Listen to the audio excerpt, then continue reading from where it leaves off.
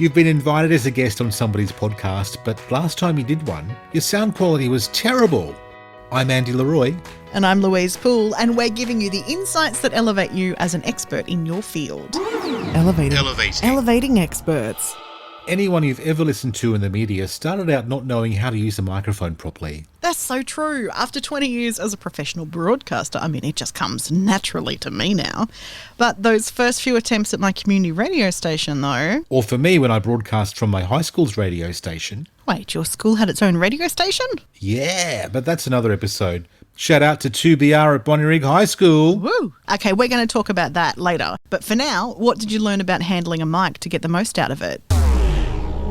Well, the thing that always stands out for me is how you speak into it, or rather, across the mic to make sure it doesn't distort. I'm going to get a little bit technical here, Andy, and explain why this is the best way to use your microphone. Oh, before you do, Dr. Poole, we should just say that these techniques are for a microphone that's supported by a mic stand of some sort. These aren't techniques for handheld or lapel mics. Good point, Professor Leroy. So the reason all of the hints we're about to crack open are important is because of the way microphones are constructed, believe it or not. It depends on the style of mic, but for example, in a dynamic mic, your voice travels as sound waves, hits a diaphragm inside the microphone, and then that vibrates and moves a magnet near a coil. Then there's another type of microphone called a condenser mic, where the sound waves vibrate one plate of a capacitor.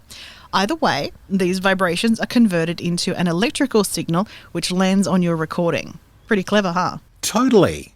But with all those moving parts as small as they are, there's the risk that the sound waves we create hit the diaphragm or plate with a bit too much force in one way or another, and the sound gets distorted.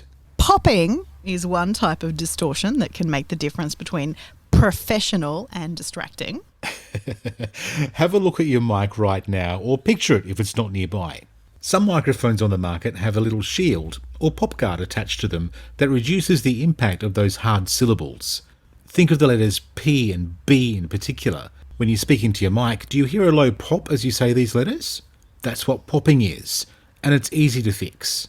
If you haven't got one, you could buy a pop guard, or make your own makeshift guard with a wire coat hanger and a pair of stockings. Very creative. That's an old radio school hack if I've ever heard one. I've been called worse. But you can also go a long way in overcoming this problem by speaking across the mic instead of directly into it. Yeah, that's another great technique. And it will also combat another common issue, sibilance. She sells seashells by the seashore. No, not for much longer if she sounds like that. By talking across the mic, the air that comes out as you speak, the letter S, doesn't directly hit the innards of the microphone, so you don't end up with that harsh sounding S. Also remember that you don't have to sit right on the mic to get the fullest sound. I was taught a good measure is to stretch out the fingers on your hand and measure the distance from the tip of your thumb to the tip of your pinky and make sure you're no closer than that. It's not a bad tip, but let's not get too caught up in the technicalities either. Most times, talking across the mic is going to fix most of your problems. And remember, there's always the gain booster. That's just a fancy name for the mic volume, which increases the sensitivity so it can be heard a little bit more. And don't get too far away from your mic and boost the gain too far, otherwise you'll sound like you're talking in an empty town hall. An empty town hall? An empty town hall. Hello, is anybody in the hall? Hello. Don't do that. Right you are, Professor.